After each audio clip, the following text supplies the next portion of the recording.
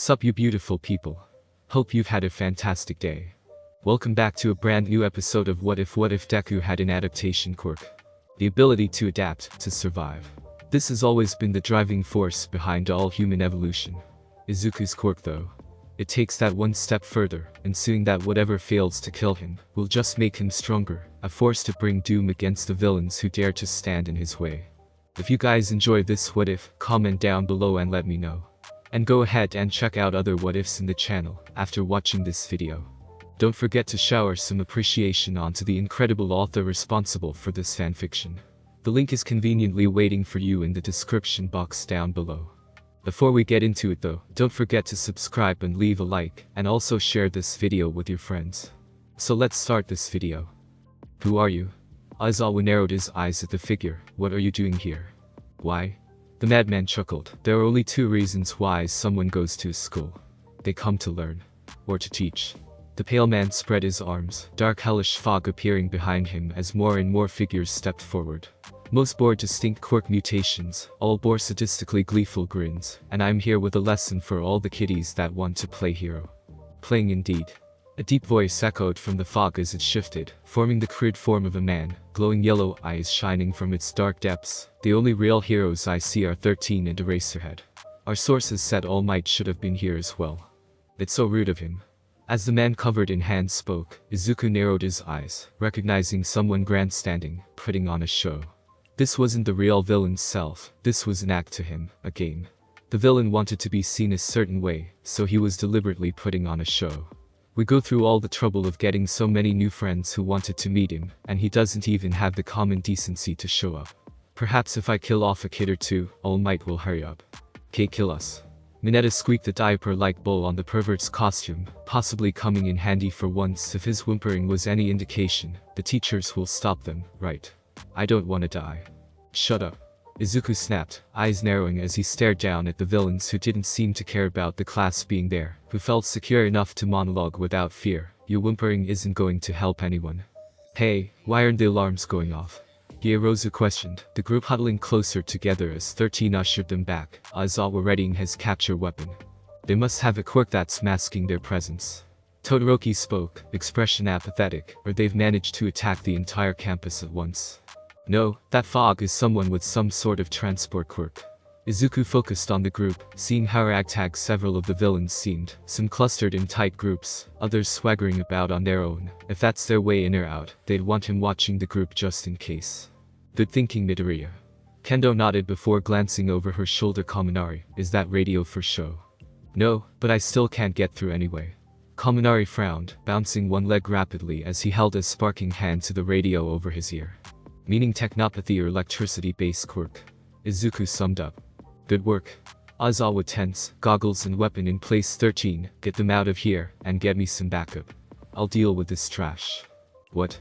Izuku blinked, stunned at their teacher trying to fight them on his own, especially when everything Izuku knew about the man showed that he worked best with stealth or one-on-one. Hell, even just standing up here to nullify the group while 13 used black hole on them sounded more viable. But also too lethal and with the risk of backfiring if there was someone with a quirk that could counter it that Aizawa wasn't able to nullify. Trust me Midoriya, you can't be a pro with just one trick. Aizawa sent a confident smirk over his shoulder, and in that moment, it was as reassuring as All Might's famous smile, as it carried a message all its own. Aizawa was their teacher, and anyone who wanted to hurt his students would need to claw their way past the man to even try. Kick their ass, sensei. Kirishima grit his teeth, the Redeed looking ready to throw down, only held back by 13 blocking his path. Count on it. Aizawa gave a thumbs up before he shot forward like a bullet, charging towards the villains, as 13 forced their class to run back towards the doors, not about to waste the chance their homeroom teacher had bought them. They were barely halfway back when a swirling black gate appeared on the ground in their way, fog rising up with those piercing yellow eyes. A valiant attempt, children, but there is no escape for you. The refined echoing voice escaped the fog. I must say, it's a pleasure to meet you. Students of UA Academy, some of the best and brightest in Japan, the shining future of our country. We are the League of Villains, here to grace you all with a lesson on the reality of the world. Yet I see our deal symbol of peace has failed to show up. How rude of him to cut class. There must have been a change of plans, but it doesn't matter. The fog spread like macabre wings. I still have a role to play. Go to hell. Todoroki's cold apathetic voice spit out even as ice rushed towards the smoky figure, encasing them in a cocoon of frozen spikes. Ha! Nice one, Todoroki. Kirishima grinned, arms hardening from adrenaline. Did you assholes really think we were just gonna let you tear this place apart? A dark chuckle was the villain's answer, smoke escaping from the fog, as it seemed to condense at the top of the spikes. You truly do live up to your school's reputation, children. Still, you should be more careful. Otherwise, someone might get hurt. Get out of the way now. 13 shouted, Izuku realizing that by having tried to stay at the back to stop any attacks from the rear, she was now prevented from protecting them without risking their lives up here. I'll scatter you across this facility. The fog figure spread its form wide, tendrils of darkness shooting out, surrounding and the men whipping up the winds, to meet my comrades and your death. Groaning, Uraraka sat up, seeing a wincing Shoji withdrawing his extended tentacles from where the wall of shadows had been, several of the branching limbs ending in bloody stumps. At her side, she saw he also managed to grab Iida, Sero, Aoyama, Kirishima, and 13. It would seem more of you managed to escape my warp gates than I anticipated. The void-like figure chuckled, I do so love surprises. They keep things entertaining. Iida. Hearing the commanding voice of her idol, Uraraka glanced back to see 13 was staring dead at the villain, even while talking to the engine court bearer. I have a job for you. Yes, 13. Even in the dire situation, or perhaps because of it, the bespectacled students seemed eager to latch onto the instructions of an authority figure. I need you to run back to the school and get help. Whoever is jamming our communication, it hasn't stopped even with Eraserhead cancelling quirks left and right, they have to be well hidden. It would be faster for you to go and get help than for us to find them. 13 gave her orders as Uraraka felt a surge of hope. Shoji had managed to get the perfect person to escape and help them. But I can't. Iida protested. It would be disgraceful to just run away and leave you all behind. To run away like a cow. His statement was cut off by a harsh backhand from Aoyama who, for once, wasn't smiling. Then stay here, act brave and we can all die. The Frenchman spat, clutching his stomach as if in preparation, Uraraka remembering him mentioning pain from using his quirk for more than a second. Our classmates, our friends are out there fighting for their lives while you protest getting help. We'll tear those gates open. Shoji growled, new arms growing even as blood coated her massive classmate's body, so you'd better do your job too. But Iida began even as everyone ignored him, Uraraka slapping him harshly on the back. There, I took your gravity. She tried to keep the focus she saw in 13, even if she knew full well she was faking it. Sero, you thinking what I'm thinking? Uraraka, you're a mad genius. The tape user let out a grin, catching onto her plan as she and her classmates let out battle cries, charging the villain from all sides as she could feel his sneer. Even if it is your only option, do you truly think it wise to strategize in front of your enemy? The fog blasted forth more bursts of darkness. It won't matter if you know what we're planning or not when I'm done with you. 13's suit snapped open a finger cap, the wind tugging at Uraraka's hair, as the dark clumps of mist and fog were sucked into the pro-hero's suit. Black hole. Black hole. The fog figure seemed to be pouring out more and more mist, possibly trying to make a barrier to shield himself from 13's quirk, the quirk that can suck up anything and turn it to dust. A truly astounding ability.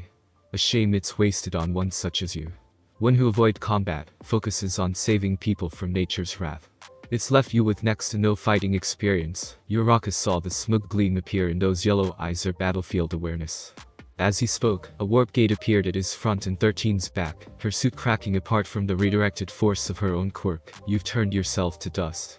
I'm sorry. 13's weak voice was barely heard over the dying wind as her quirk cut off, her body falling limply to the ground. He got me. No? Uraraka screamed, charging at the monster that had just done that to her idol. Iida go. Shoji let out a savage snarl, charging with her and Kirishima, while Sero wrapped a string of tape around Iida, swinging him for momentum to throw at the doors. How cute, is she thinking it can escape the wolves? The fog figure laughed, focusing on Iida as Sero threw him, the white-armored student flying at the doors, propelled even faster when he finally turned on his engines. All I see is a mangy dog. Shoji yelled, leaping at the warp gate appearing in Iida's path, actually cocooning it within his wing-like membranes, showing the warp gates acted like fog, rather than just looking like it. You insolent pests. The warper snarled, flaring out his shadowy body, stretching like a striking cobra towards a running Iida. I've had enough of you. And we're sick of you. Uraraka snarled, running up and slapping her hands on the metal brace she saw gleaming even through the fog. Feeling her quirk take effect, meaning her hunch on him having a physical body had been right. Keep running, Iida, she shouted, throwing the villain skyward, Sero launching some tape to make a rope. Now get lost. Kirishima grabbed Sero's tape rope, swinging it around as he hurled the mist villain skyward, the group managing to buy Iida enough time to escape out the door and back towards campus. They didn't have much of a chance to celebrate though, as the shadowy figure vanished through one of his own warp gates, the sudden change in something affected by her quirk dropping Uraraka to her knees, bile surging past her lips as her classmates rushed over, some to check on her and the others to try and help 13. She wasn't sure how long she knelt there, heaving out her breakfast and trying to make the world stop spinning, before an angry roar snapped her from her thoughts. Feeling Kirishima pull her up onto her feet, Uraraka walked over to the top of the steps to look into the courtyard, where she could see Aizawa laying on the ground unmoving, and Midoriya charging in, transformed and furious. Shit. Kaminari screamed, the oppressive black miasma vanishing as he was suddenly falling face first towards a massive lake, a few various figures already swimming around into it.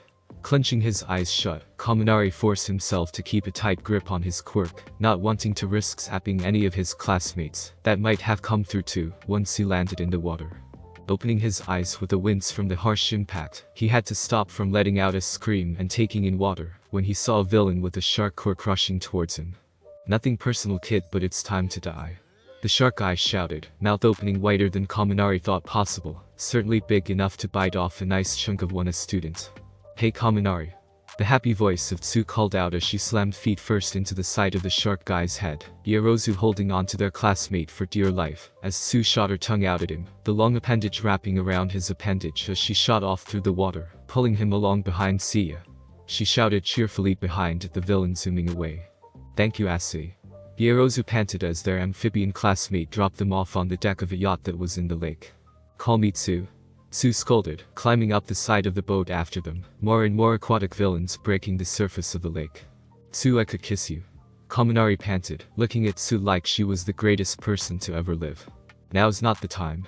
Tsu blushed, flustered by his comment as Kaminari followed suit once he processed what he'd blurted out. We need a plan though. Ierozu winced as she got up, wringing the water out of her hair. There are a lot of villains down there.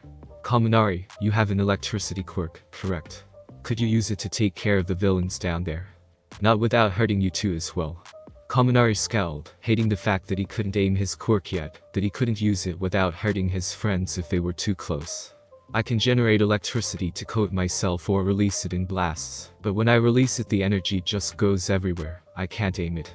I couldn't even just jump back into the lake since I'm not immune to electricity, so by charging that lake I'd probably kill myself. Definitely not doing that. Tsu shook her head firmly, but what can we do?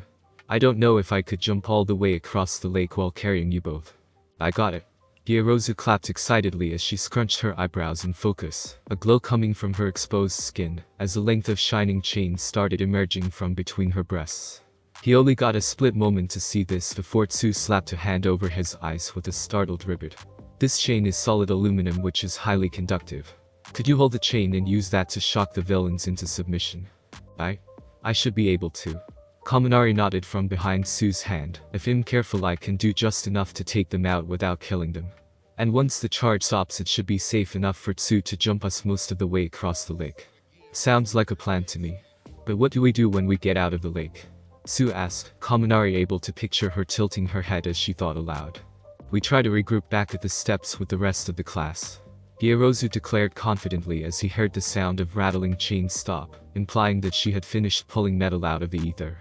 What about all the villains out there? Tsu asked, finally releasing Kaminari's face as he picked up the length of chain that had a large weighted end. They came here to kill All Might. If they went through all the trouble of getting this many people and breaking in here, they probably have some sort of plan that they think would work. Then we wouldn't stand a chance. Kaminari was fucking terrified and was not afraid to admit it, but what we can do is get with our class, get the flying fuck out of here, call for backup, and watch with some popcorn, as All Might turns the villains into a large puddle of goo. You don't want to fight? Tsu looks somewhat surprised at him. As always a pro, I'm going to trust he can handle himself. We'd only get in his way. Kaminari shook his head as he got the chain. Now you two get as far from me as you can, I don't want to risk shocking either of you. Once the girls were far enough away, Kaminari started swinging the chain, throwing it towards the water, as the villains started laughing and jeering. "You miss brat." The shark one, half his face a massive bruise, shouted with a smirk. "Shocking, I know." Kaminari grinned before lighting up the chain, the energy spreading out visibly through a chunk of the lake, as the villains all yelled, spasming and jerking before blacking out. Thankfully they wouldn't drown if they were breathing underwater before he arrived. "Your puns need some work, Kaminari," Sue pointed out as she and Yaerozu appeared, a finger at the frog girl's mouth as Kaminari pouted. "That's mean, Sue, that's just mean." Kaminari grumbled as he started drawing his chain out of the water. His quirk shut off as he gave the water a chance to lose its charge and be safe for Tsu to jump them back across. Grunting, Kendo landed with a hard slam, Ojiro falling down beside her as they found themselves in a city on fire, various villains cackling and sneering as they flexed their quirks or weapons. "You alright, Ojiro?" Kendo asked, dropping into a stance as she enlarged her hand. "Never better, Kendo." Her fellow martial artist grunted, cracking his neck as his tail lashed out like a whip. "I mean, look at this gift that Miss Sky gave us." The villains were looking confused as Kendo picked up on the banter to throw them off plan. "All the targets we could ever want to test our fighting styles on and work out all this frustration." Kendo agreed with a cheerful but savage smirk. "Shall we fight our way back to class then, my lady?"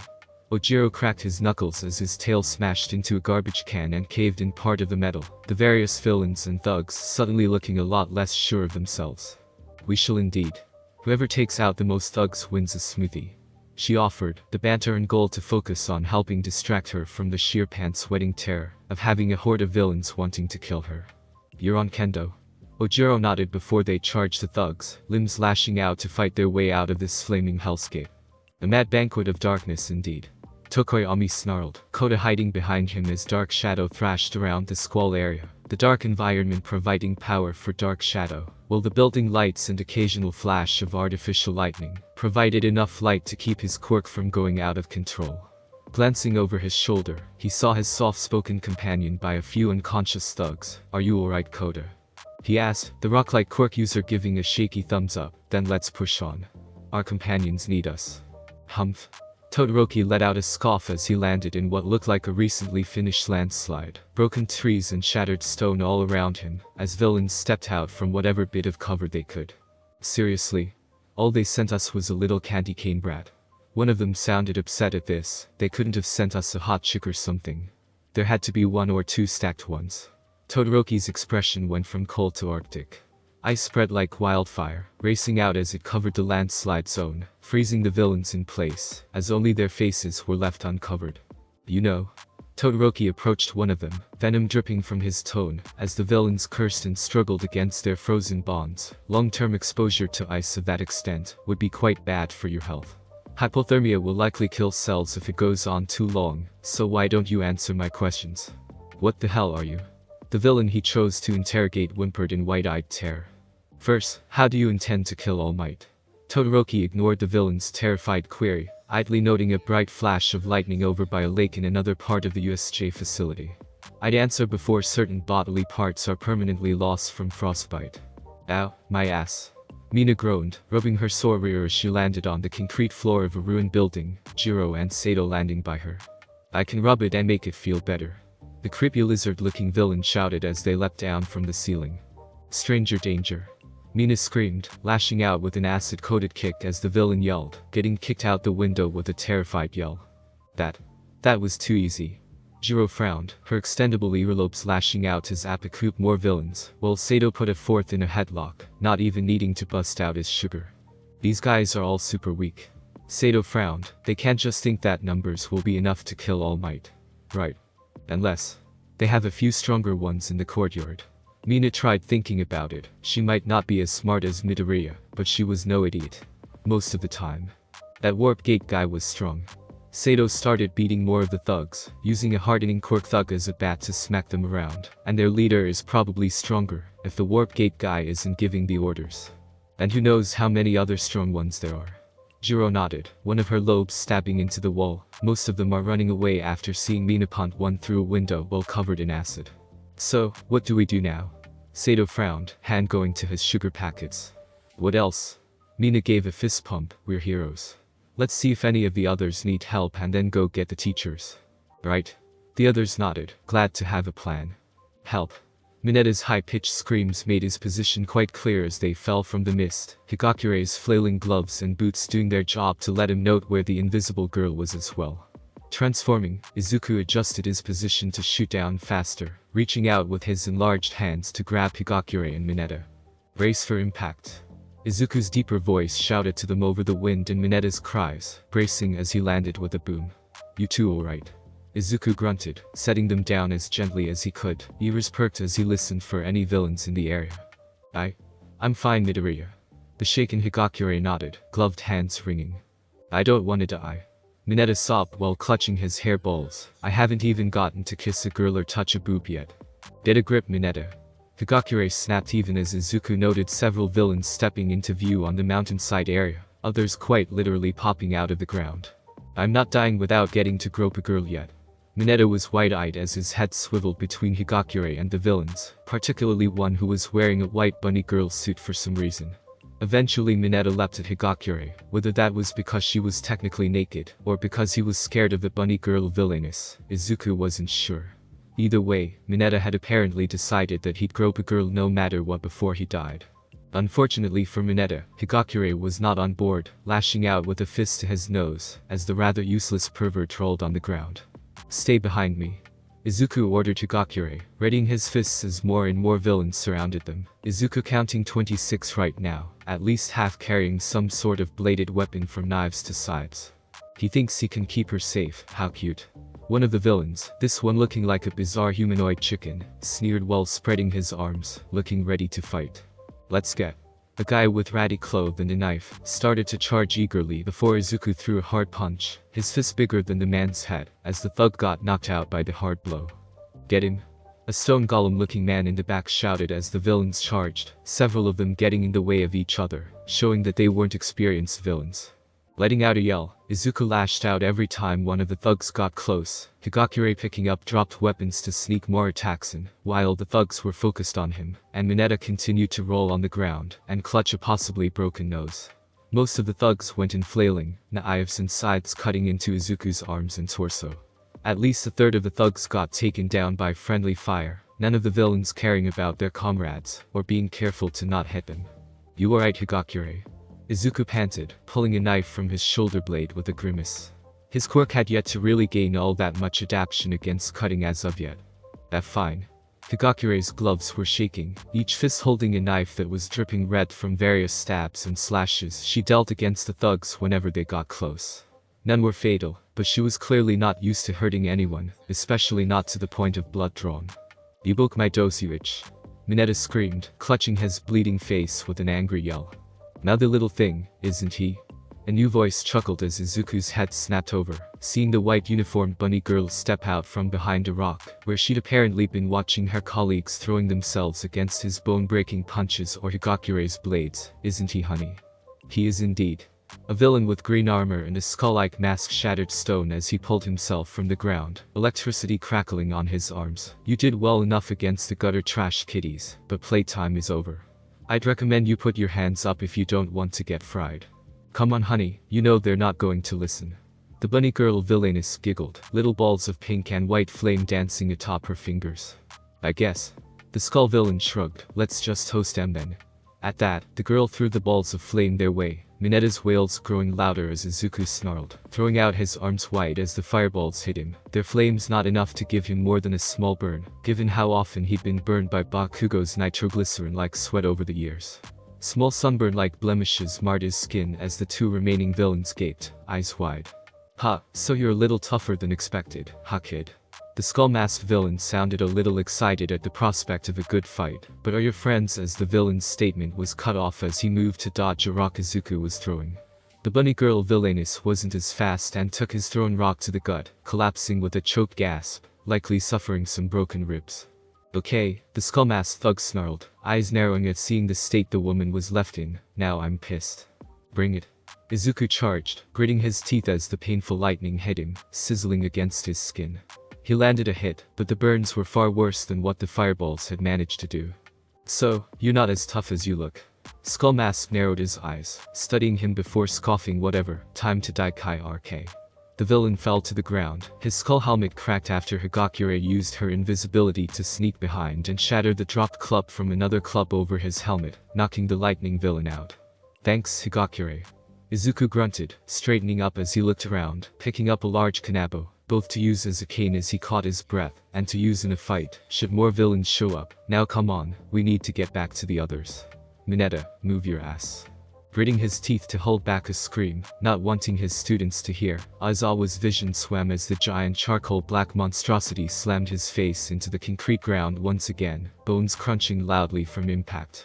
His disintegrated elbow was still throbbing enough to make itself known, the exposed muscle screaming in pain, along with his shattered bones. What do you think of him, Eraserhead?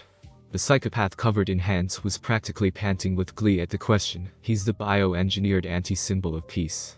But you can call him Nomu. At hearing its name, the creature let out an unnatural shrieking cry, its hands still gripping his limbs, Aizawa's undisintegrated arm bent in ways no bone should ever bend. Your power. Erasing quirks. It's annoying but nothing special.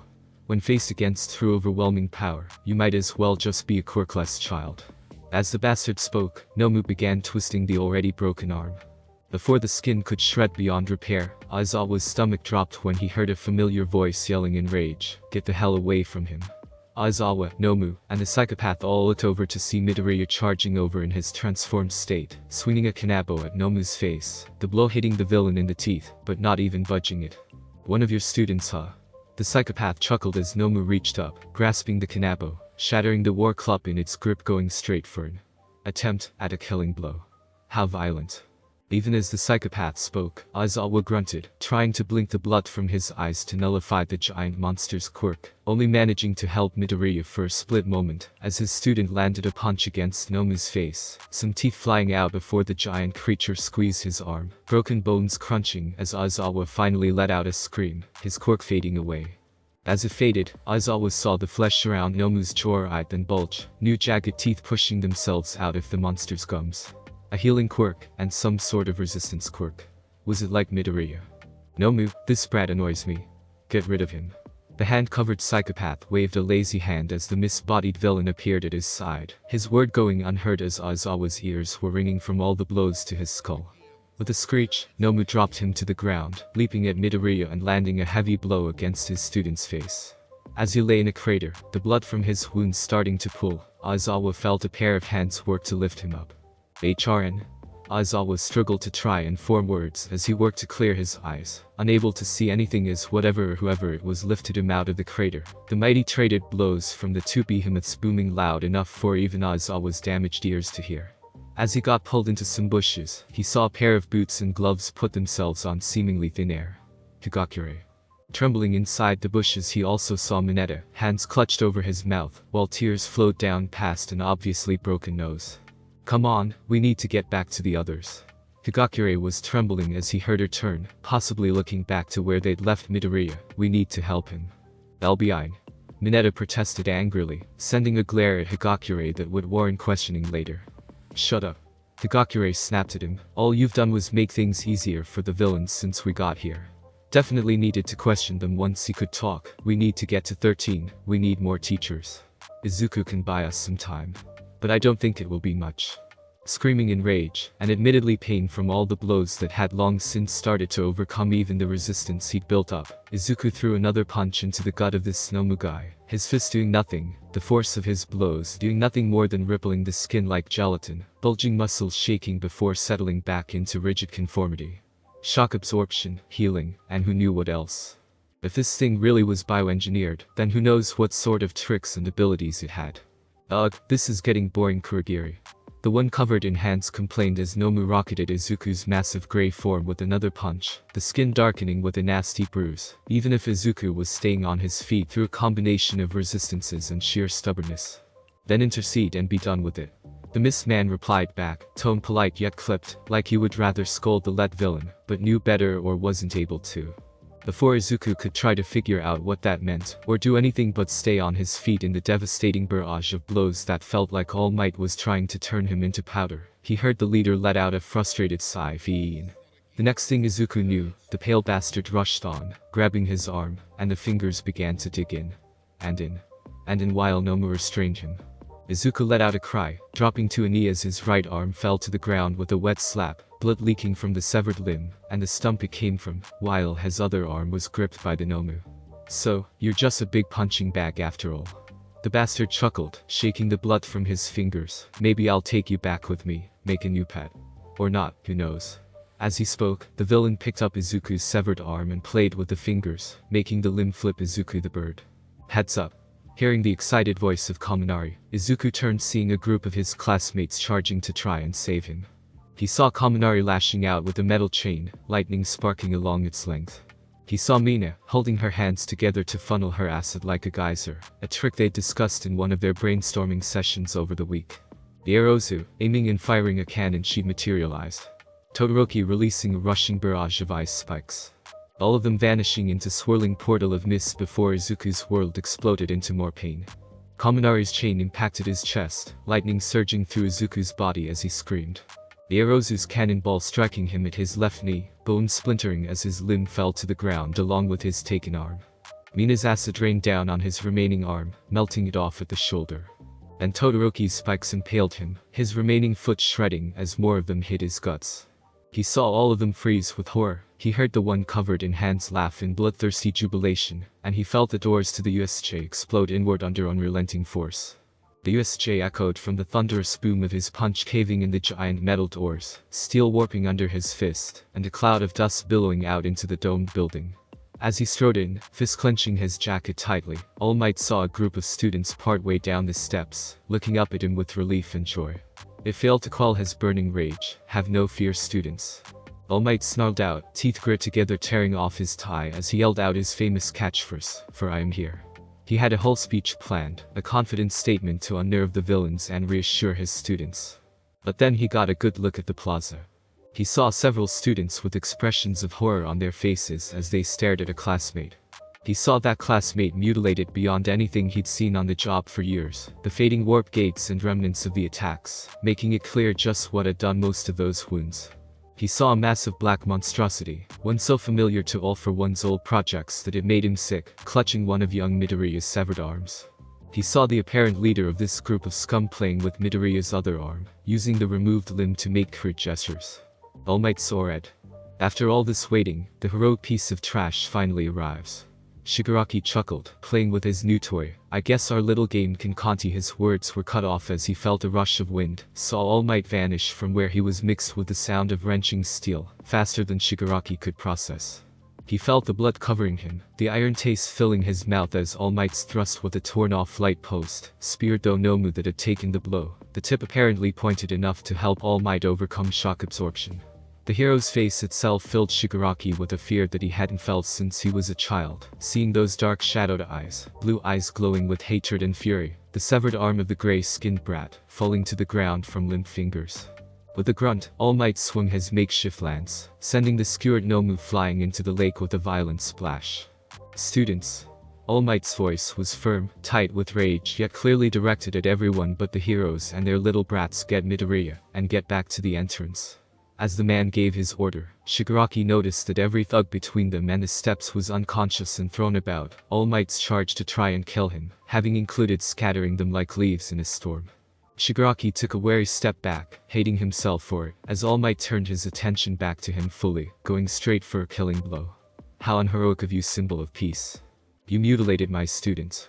All Might kept walking, the students hastily grabbing the gray-skinned brat and his severed limbs, hauling off the massive thrashing and screaming teenager. "You used your quirk to rot off one of his limbs." Shigaraki felt a pit in his stomach as All Might identified his quirk without seeing it or it being mentioned. How? For a moment, Shigaraki wondered if he'd gotten in over his head. The decayed and corrupted flesh on Midoriya's arm and stump, the damage to Aizawa's elbow. All Might gripped his fist around the lamppost in his arm, the blood-stained metal and glass top trembling. "The fact you keep your pinky finger lifted and away from whatever you're doing. I've fought scum like you for years. I know how to read the signs of my opponents." This was the man who'd fought his master, who had left All for One in a state that he was barely alive, even with his multitude of quirks. He wasn't ready for this. "Nomu?" Shigaraki's confidence cracked apart, his voice shaking as he called for the monster his master had given him. "Kill everyone you can." The massive black creature let out a screech as it burst from the lake, charging at all might with a screech, the mountainous blonde having gained control over his rage after his initial attempt to impale him. Although given the control he'd shown when he only knocked out the much weaker thugs, then Shigaraki would likely live to be pumped for whatever information they'd be able to get out of him. Nomu, the wound fully closed up now, threw an earth-shattering punch at All Might, warping the light post as they fought, the creature attacking whatever was closest to it, whether that be All Might or the thugs, whenever All Might got tossed away by a strong enough punch. He's supposed to be weaker. Shigaraki shook as he saw All Might trade blows with Nomu, overwhelming the creature with unrelenting fury, before letting out a powerful uppercut that actually sent the creature skyrocketing into the sky and through the ceiling, the fight having been only caught in glimpses, as the two fighters moved faster than he or Kurogiri could keep track of most of the time. We need to arg. His attempt to order a retreat was cut off as bullets cut into him, the hot metal burning as they sat embedded in his limbs. The other teachers of UA had arrived, they'd seen the state of their students and co-workers, and they were just as enraged as All Might. Mist enveloped his vision as Kurogiri got them out of there. Even with the bleeding holes in his body, knowing he failed sensei hurt more. Arms crossed, the voice hero worked to not scowl near the two students who were about to be questioned by Tsukauchi. Of Class 1 there were 18 still at the USJ, Ida having been left at the school once he alerted everyone of the threat, and Midoriya having been rushed to the hospital along with recovery girl to aid in the healing of him, 13, and Shoto. At the thought of his badly hurt best friend, Hisashi grit his teeth, wanting to find the ones who'd done that and scream them apart. That being the reason Nezu had ordered him to stay out here with the students and himself, while the rest of the faculty went through to find and secure all the villains that got left behind. Nomuri was just as angry as he was admittedly, but lacked his destructive quirk. Hearing door open, Hisashi looked over to see Tsukauchi walk in, Nezu perking up from where he sat on Hisashi's shoulder. "Thank you for your patience." The man said gently to the shaking Higakure and the scowling Mineta, "I wanted to ensure the rest of your classmates were all securely with an officer before we began. Why are we the only ones being questioned in here?" Mineta got out through a badly broken nose, several wet wipes littering the table all stained red, after having been used to clean off the multitude of dried blood. Before he was rushed to urgent care, your sensei Aizawa requested that you two be questioned on something that was said during the USJ incident, although we aren't able to get details from him before All Might rushed him out. Tsukauchi explained, the orders being the only thing Aizawa had managed to get out to the staff when they arrived before feeling safe enough to pass out. She broke my nose. Mineta pointed a finger at Higakure who let out an angry snarl, and Hisashi was sure she was glaring at the diminutive student. A glance at Tsukauchi showed the man flashing a sign for truth, the cop's lie detection quirk invaluable in times like these. "You deserved it, you creepy little bastard." Higakure yelled at Mineta, Hisashi having to quickly move in to separate the two. "Language." Nezu scolded the girl, the little mammal's expression firm, and explain why your classmate would deserve to have his nose broken by you during a villain attack. He tried to. The girl let out a disgusted shudder, the action clear, thanks to her exaggerated body language shown through her clothes. When we landed in the mountain area after that misty villain tossed us through a warp gate, Mineta started shouting about how he didn't want to die. "That's a fair thing to want," Tsukauchi said warily, all three adults well aware there had to be more. Then he started whining about how he hadn't even kissed a girl or touched a boob yet. The irate girl continued. Finally, Mineta decided he refused to die without getting to grope someone, and tried to jump on me and paw me, while we were surrounded by villains. "You endangered your classmate by trying to sexually assault her during a villain attack." Hisashi's voice, while not strong enough to cause damage, still rattled the windows of the little office room at the USJ they were using. "You don't have proof." Mineta snapped back at the girl. Hisashi, remembering Aizawa's report from earlier in the year about the kid wanting to find or make a peephole into the girl's locker room. "My quirk is a lie detection ability." The detective's voice was frosty as Mineta paled, and I'm well aware she was telling the truth. Tsukauchi reached up to his collar and radioed in another officer. "Mineta, I'll be having you give the remainder of your statement to another officer, given what actions you were trying to do to this young lady earlier. And just to be clear, I'll be reading your statement afterwards and confirming with you that it's accurate, so I would suggest you neither lie, nor embellish. Are we clear?" "Yes." The shaking and suddenly crying boy nodded, eyes wide with fear. A large and burly officer came and escorted Mineta away, while Tsukauchi finished, gently, interrogating the girl, her rage leaving her once Mineta was gone as she broke down into tears at what he tried to do, and what had happened to Midoriya when the kid fought to protect his class. Fucking hell, his ass, she muttered under his breath. This is a mess. And he knew the day was far from over if Nezu's angry muttering was any indication. Teeth grated, eyes blazing with determination, Kaminari held out both of his hands as he sat alone in his room. Ever since the police had returned him home, the school notifying everyone that classes were cancelled for the rest of the week to resume Monday, Kaminari had only left to eat and use the restroom. All of his attention during every waking moment absorbed by the task he had set himself to. Come on. Kaminari ground out, his left hand sparking and dancing with the electricity of his quirk, while his right hand trembled as he struggled to do something he'd never tried before. You're my power, so obey me, damn it. After a few more moments, Kaminari let out the breath he didn't realize he was holding, his power fading away at yet another failed attempt to be able to absorb electricity, specifically his own. There has to be something I'm missing.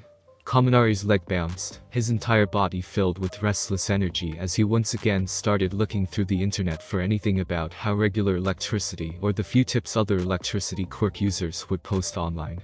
Due to a fear of villains and using any quirk training advice online, it was hard to find, most if any quirk training only being done in person by other people, which made his situation all that much harder. Leaning back in his desk chair with a sigh, Kaminari took a sniff before wincing, deciding that he probably should at least add showering to the things he did besides training before classes resumed. The smell was probably just making concentration harder anyway. When he finally went down to dinner, hair still damp from the shower, he saw the relief on his parents' faces. Had him working as hard it really worried them that much? Hey, sweetie. His mom smiled, setting a plate for him at the table as he sat down, still training.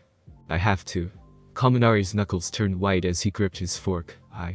After the USJ I can't. Not again. As much as he'd been studying more the past few days, he still wasn't the best at putting his intent into words at times. Well, your mother and I saw how seriously you've been taking this, so. His father gave him a proud nod, and I managed to get something for you. I spoke to the police who looked into the incident, and from the reports this was yours, right? His father pulled up a bag and set the aluminum chain from the USJ on the table by Kaminari's spot. Seeing his reflection in the gleaming metal, the police having apparently cleaned it before returning it to his father, Kaminari trembled. He smelled Midoriya's burning flesh again. He heard the screams of pain from both Midoriya and the villains. Saw the flashes of blinding light form his quirk being unleashed. Get that thing away from me. Kaminari lashed out, sending the chain flying from the table as he fell from his chair, scrambling back against the wall, eyes wide and breath shaking. His parents rushed over, trying to comfort him as he shook with shallow frantic breaths, reliving the USJ again, reliving his failures again. He didn't need that chain, he didn't need more ways to cause pain, didn't need to make his quirk stronger. What he needed more than anything else was control. Fingers steepled, Yaozu pored over her records of what had transpired at the USJ, over the models of the events she'd made. Simulation after simulation, idea after idea, all trying to figure out how she could have possibly done better. How she could have helped without Midoriya getting. Taking a forceful bite of food, Yaozu forced it down, along with the feelings that she might not be good enough for the UA hero track. What help had she really been at the USJ? In the lake all she had done was make a chain. Kaminari was the one who'd actually used it, had figured out how much power to put through, and subdued the horde of villains that had aimed to kill them. Asui had saved her and Kaminari from the initial fall in the lake, and then gotten them to shore. She was the class president. She was supposed to protect her classmates, to lead them. Miss Yaozu. The anxious voice of a maid called out as they brought another meal to her, her room littered with various items she'd created using her quirk, frantically working to improve the speed and complexity of her creations. I brought you food. Are you sure you don't need rest, young miss? I don't need rest. Yaozu forced down the food as the prismatic glow shone from her skin once again. I need to get better. I can't be useless again. She had a responsibility to her class, and a debt to repay to Midoriya for what she had done, no matter what it took to repay. Breathing hard, Mina ran through the USJ, tears running down her face as she went. She passed blood, broken stone, shattered tree and glass. All around she could hear the terrified screams of her classmates and teachers, but couldn't find any of them, only the villains here to kill everyone. Said villains would swipe and paw at her whenever she came close, driving and coiling her towards the Plaza Central, where she could see the villain covered in severed hands, sitting on Aizawa's mangled but still living body, while the giant black monstrosity continued to rain blow after blow upon a staggering Midoriya. No? Mina screamed, seeing the only classmate she'd managed to come across being beaten down. No. She ran, desperate to help. No. Acid surged from her in quantities she'd never before achieved, rocketing like a geyser from her arms, legs, and torso at the giant black beast. None of it made it. The black misty portal appeared in the way, sucking up her acid as numerous gates opened throughout the USJ, acid rain falling down over everyone but herself, the Miss Villain, the Hand Villain, and the Black Beast. She heard the screams of agony from her friends, her teachers, and even the villains. She saw Midoriya, one of her best friends, melting before her eyes, Mina's acid eating away at his body as she was forced to watch, unable to stop the acid from rushing out, her body growing weaker and weaker as the torrent continued. All while that fucking hand-covered villain laughed like a psychopath. And then she awoke. Screams echoed throughout her bedroom. It took a few moments for Mina to realize the screams were her own, as lights blared to life throughout the house and those nearby. Mina. Her father burst through the door, eyes so much like her own wide and frantic. What's wrong? Shaking, Mina clutched onto her father, sobbing as the memory of the nightmare, only the latest of many, replayed through her mind. In the doorway she saw her mother observe them in concern before moving to go calm any frantic neighbors awoken by her terrified screaming. Rubbing the back of his neck, Endeavor entered his home after another long day of patrols, his body barely through the front door when his elder surviving son, Natsuo, grabbing the front of his hero uniform snarling, "Are you fucking happy, you bastard?" His son, one he knew despised him, shouted with eyes wide and full of angry tears, so desperate to make Shoto use his fire, "You make him terrified of mom's eyes." "What are you talking about?" Endeavor demanded. Eyes boring into his elder son's while Fayumi wrung her hands nervously. Thinking about recent events, Endeavor deduced what the likely situation was and removed Natsuo's hands. "Where is Shoto?" "Training room." Fayumi gulped nervously as Endeavor strode past her and her brother, Natsuo still glaring angrily. Getting to the dojo, Endeavor saw his son backed against the wall and shaking, very few pieces of ice in the room, and one's far sloppier than he knew his youngest was capable of creating. "Here to gloat." Shoto panted, frost scaling up and down his son's right side. What happened? Endeavor didn't rise to the bait, falling into a routine that, while familiar to him, would be unfamiliar to any of his children. "Walk me through the event." "What do you care?" Shoto looked confused but quickly snapped back to his usual vitriol. "You're afraid of your own power, Shoto, and that's dangerous, both for you and everyone around you." Endeavor's tone was firm, broking no argument. "Now tell me what happened." Shoto looked suspicious but relented, likely as there was no mention of flame anywhere. "At the USJ, I used my ice to subdue the villains in the area I first landed in without issue. When I went to the plaza, I saw a classmate fighting the largest of the thugs and was losing ground. I sent ice spikes to impale parts of the villain and slow it down, but a portal appeared in their way, the spikes hitting my classmate, along with attacks from others in 1A. Shoto shook, looking close to throwing up. My spikes impaled him, shredded off one of his feet and ankles, and perforated his torso.